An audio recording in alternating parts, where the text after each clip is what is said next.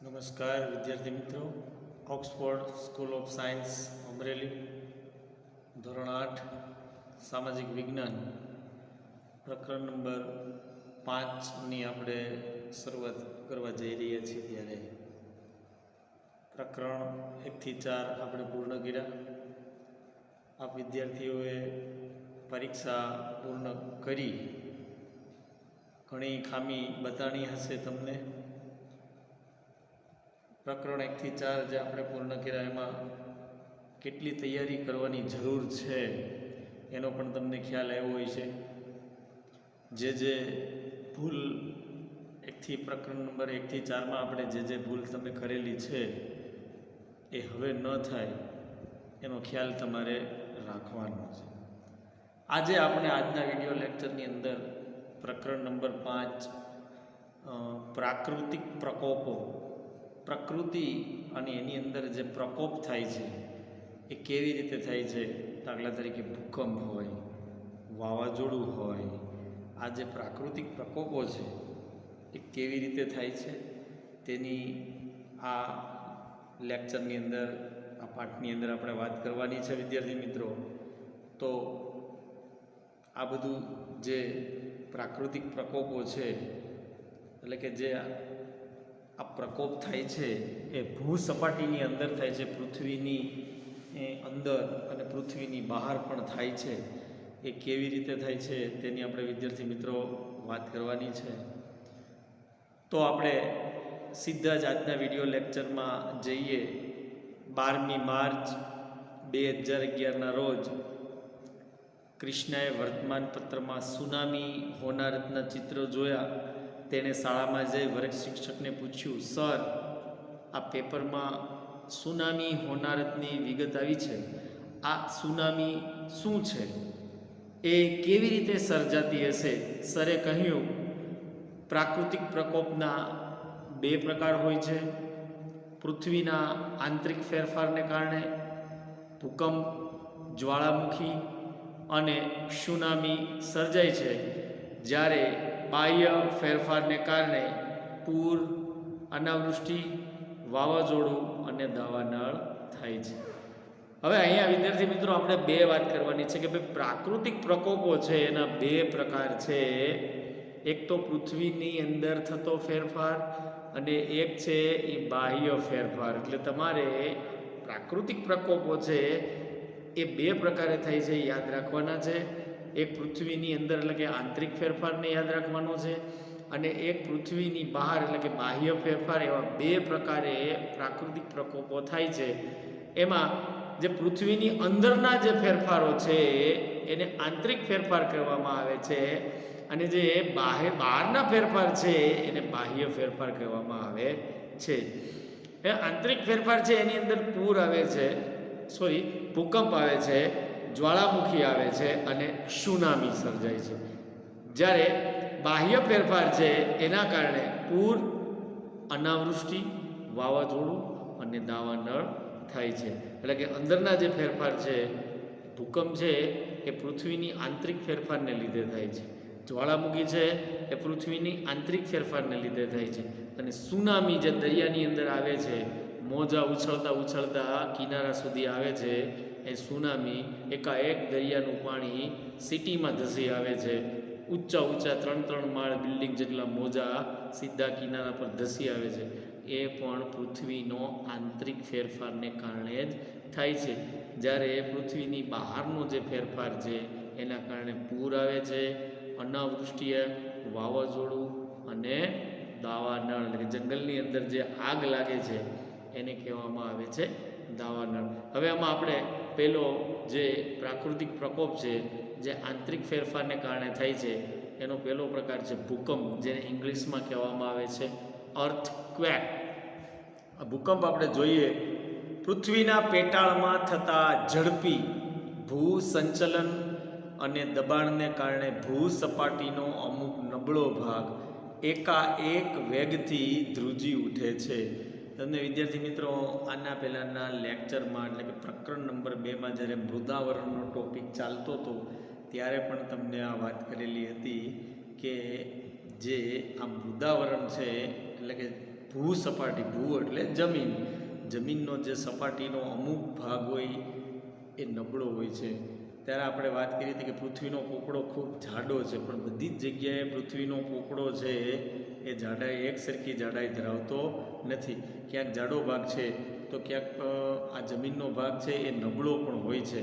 તો જ્યાં આ ભૂસપાટી એટલે કે જમીનનો ભાગ જ્યાં નબળો છે, એ નબળો ભાગ છે એ જમીનની જે સપાટી નબળી છે એના કારણે એકાએક વેગથી એ ધ્રુજી ઉઠે છે. તમને ખબર છે કે પૃથ્વીના પેટાળની અંદર ખૂબ જ ઊંચું તાપમાન છે અને ભૂસંચલનની ક્રિયા થાય છે, અને દબાણને કારણે જે આ જમીનનો જે નબળો ભાગ છે એ એકાએક ધ્રુજી ઉઠે. આ આકસ્મિક જે ધ્રુજારી થાય છે એને કહેવામાં આવે છે ભૂકંપ.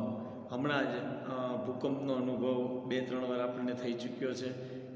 માઇનોર ભૂકંપ આવેલો હતો આપણે ત્યાં 2001ની અંદર 26મી જાન્યુઆરી 2001ની અંદર જે મોટામાં મોટો ભૂકંપ આવ્યો હતો એ બહુ મોટી હોનારત સર્જી હતી. આપણને ખૂબ નુકસાન પણ થયું હતું.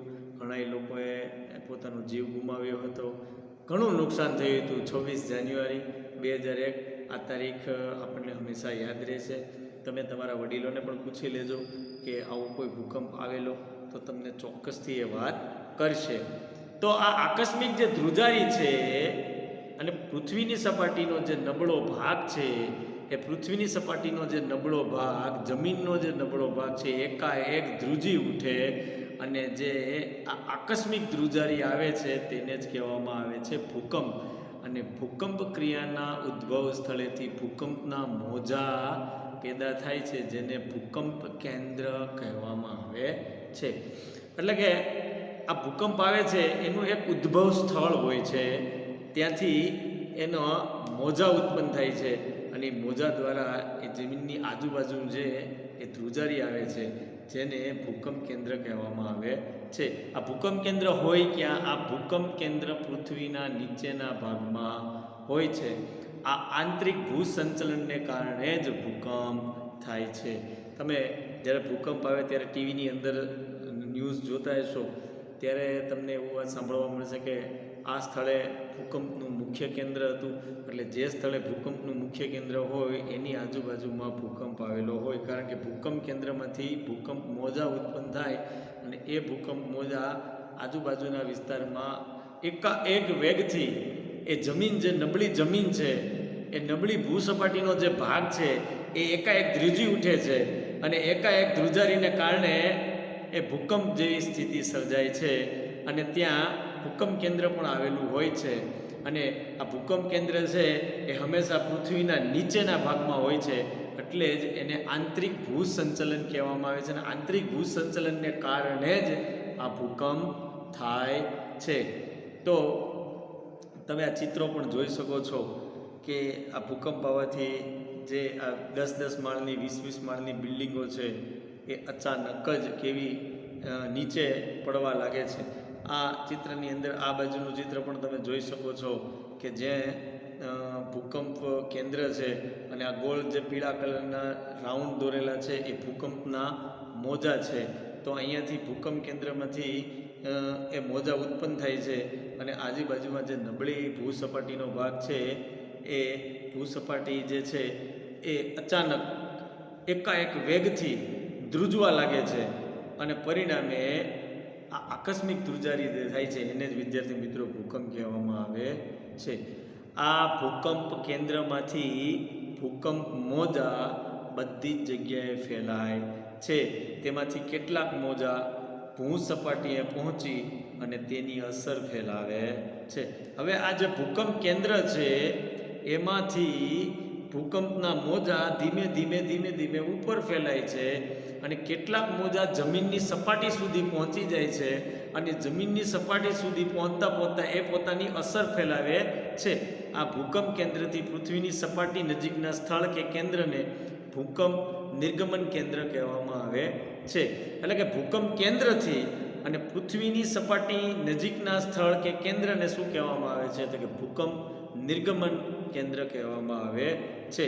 અને ભૂકંપની સૌથી વધુ અસર ભૂસપાટી પરના નિર્ગમન કેન્દ્રના વિસ્તારમાં અનુભવાય છે. એટલે કે આ સૌથી વધુ અસર કોને પડે તો કે આ જે ભૂકંપ આવે છે એ ભૂકંપની સૌથી વધુ અસર છે એ ભૂસપાટી પર જે નિર્ગમન કેન્દ્ર છે, મેં હમણાં જ વાત કરી એ રીતે કે જે નિર્ગમન કેન્દ્ર છે એ નિર્ગમન કેન્દ્રનો જે વિસ્તાર છે એ વિસ્તારમાં આ ભૂકંપનો વધારેમાં વધારે વિદ્યાર્થી મિત્રો અનુભવ થાય છે. તેનાથી જેમ દૂરના સ્થળે જઈએ તેમ તેની અસર ઓછી થતી જાય છે. એટલે કે ભૂકંપ નિર્ગમન કેન્દ્રથી આપણે જેમ જેમ દૂર હોઈએ તેમ તેમ આપણને ભૂકંપની અસર ઓછી જોવા મળે છે. કોઈ પણ પ્રદેશમાં થતા ભૂકંપની અસર ભૂકંપના વેગ ઉપર અવલંબે છે. એટલે કે કોઈ પણ પ્રદેશ હોય એના ઉપર ભૂકંપની અસર કઈ રીતે, તો કે ભૂકંપનો વેગ કેવો છે, તીવ્રતા માપવામાં આવે છે. ઘણીવાર તમે ટીવીમાં જોયું હશે કે 7.7નો ભૂકંપ આવ્યો, 8.8નો ભૂકંપ આવ્યો. તો જેમ એની તીવ્રતા વધતી જાય એમ એનો વેગ વધતો જાય. એવા વિસ્તારમાં આ ભૂકંપનો વેગ છે એ વધુ હોય છે, એટલે ત્યાં ભૂકંપ વધારે અનુભવાય.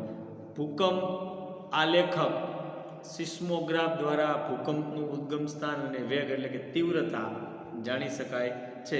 આ ભૂકંપ કેટલી તીવ્રતાનો છે એટલે કે એનો વેગ કેટલો છે એ માપવા માટે એક સિસ્મોગ્રાફ નામનું યંત્ર આવે છે, જે એનું ઉદ્ગમ સ્થાન એટલે કે આ ભૂકંપ છે એનો ઉદ્ભવ ક્યાંથી થયો, એની વેગ કેટલી એટલે કે આ ભૂકંપની તીવ્રતા કેટલી હતી.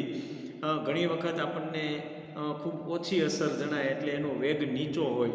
ઘણીવાર આપણને ભૂકંપનો અનુભવ ખૂબ વધારે થાય, વધારે જમીન હલનચલન કરવા લાગે ત્યારે સમજવાનું કે એની તીવ્રતા વધુ હોવી જોઈએ. તો આ શેના દ્વારા મપાય છે? સિસ્મોગ્રાફ નામનું જે યંત્ર આવે છે, ભૂકંપ માપવાનું જે યંત્ર છે એને ભૂકંપ આલેખક કહેવામાં આવે છે ગુજરાતીમાં, ભૂકંપ આલેખક, અને ઇંગ્લિશમાં એને સિસ્મોગ્રાફ નામથી ઓળખવામાં આવે છે. ભૂકંપ થવાના મુખ્ય 3 કારણો છે: જ્વાળામુખીજન્ય ભૂકંપ, વિભંગજન્ય ભૂકંપ અને ભૂસંતુલનજન્ય ભૂકંપ. આમ તો વિદ્યાર્થી મિત્રો આ જે ભૂકંપ છે એ થવા પાછળના 3 કારણો જવાબદાર સાયન્સે આપણને બતાવ્યા છે, વિજ્ઞાને આપણને બતાવ્યા છે. એમાંનું પહેલું છે જ્વાળામુખીજન્ય ભૂકંપ, એટલે કે બીજું છે વિભંગજન્ય ભૂકંપ, અને ત્રીજું છે ભૂસંતુલનજન્ય ભૂકંપ. પૃથ્વીનું કેન્દ્ર બિંદુ ભૂસપાટીથી લગભગ 6378 કિલોમીટર જેટલું દૂર છે. એટલે કે આપણી જે પૃથ્વી છે એનું જે કેન્દ્રનું બિંદુ છે, અને એ પૃથ્વીની જે કેન્દ્રનું બિંદુ છે અને આપણો જે જમીન સપાટીનો ભાગ છે, બે વચ્ચેનું અંતર કેટલા કિલોમીટર છે? તો કે લગભગ 6378 કિલોમીટર જેટલું અંતર છે. એટલે કે પૃથ્વીનું કેન્દ્ર અને પૃથ્વી પર જે ભૂસપાટી આવેલી છે, જમીન સપાટી આવેલી છે, એ બે વચ્ચેનું જે અંતર છે એ 6378 કિલોમીટર જેટલું આવેલું છે. ત્યાર પછી છે બીજું જ્વાળામુખી, જેને વોલ્કેનો કહેવામાં આવે છે. જ્વાળામુખી તમે યુટ્યુબની અંદર પણ એના વિડીયો જોઈ શકો છો, તમે એના પિક્ચર પણ જોઈ શકો છો, એની ઇમેજ પણ જોઈ શકો છો. જ્વાળામુખી કેવી રીતે ફાટે છે, જ્વાળામુખી શું છે અને કઈ રીતે એની અસર કેવી હોય, એ બધી જ વાત આપણે હવે પછીના ટોપિકમાં કરવાની છે. એટલે બીજો મુદ્દો છે જ્વાળામુખી, જેને કહેવામાં આવે છે વોલ્કેનો.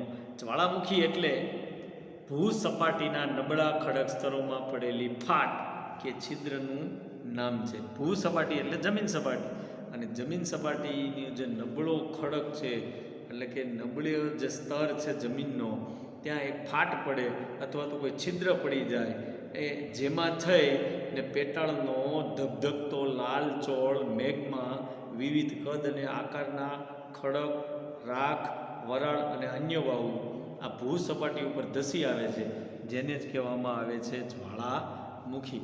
આ જ્વાળામુખી છે એનું પણ એક રીઝન છે કે જ્યાં નબળી જમીન છે, જ્યાં નબળી ભૂસપાટી આવેલી છે, એ નબળી ભૂસપાટીમાં ફાટ પડી જાય, ફાટી જાય, અથવા તો એમાં વિદ્યાર્થી મિત્રો કોઈ છિદ્ર પડી જાય, ત્યાર પછી પૃથ્વીની અંદરનું તાપમાન ખૂબ ગરમ છે, પૃથ્વીનું જે પેટાળ છે એમાં ધગધગતો લાળચોળ લાવારસ છે, જ્વાળા છે, એ જ્વાળાની અંદર મેગ્મા એટલે તમને આપણે મૃદાવરણના પાઠમાં વાત કરી હતી, એ મેગ્મા અને એની હારે પથ્થર હોય, રાખ હોય, વરાળ પણ હોય અને બીજા અન્ય વાયુઓ હોય, એ એકાએક જમીનની સપાટી એને જમીનની સપાટી ઉપર જે આ ફાટ હોય અથવા છિદ્ર હોય એમાંથી બારી આવે, જેને કહેવામાં આવે છે જ્વાળામુખી.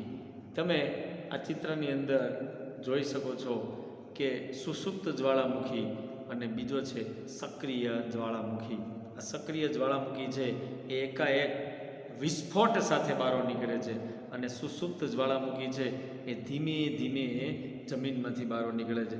જ્યારે કોઈ મોટા વિસ્ફોટ અને ધડાકા સાથે જ્વાળામુખી બહાર નીકળે તો એને સક્રિય જ્વાળામુખી તરીકે ઓળખવામાં આવે છે. અને જ્યારે કોઈ આ જ્વાળામુખી છે એ ધીમે ધીમે જમીનમાંથી, જે જમીનનો નબળો ભાગ છે, જે ભૂસપાટીનો નબળો ભાગ છે, ત્યાં કોઈ ફાટ પડી ગઈ હોય, ત્યાં કોઈ છિદ્ર હોય અને એમાંથી ધીમે ધીમે બહાર આવે છે, ત્યારે એ સુષુપ્ત જ્વાળામુખી તરીકે ઓળખાય છે. અને એકાએક વિસ્ફોટ સાથે, એકાએક ધડાકા સાથે જે સક્રિય જ્વાળામુખી ફાટે છે તેને સક્રિય જ્વાળામુખી તરીકે ઓળખવામાં આવે છે. જ્વાળામુખી વિસ્ફોટ થવાના મુખ્ય 4 કારણો છે.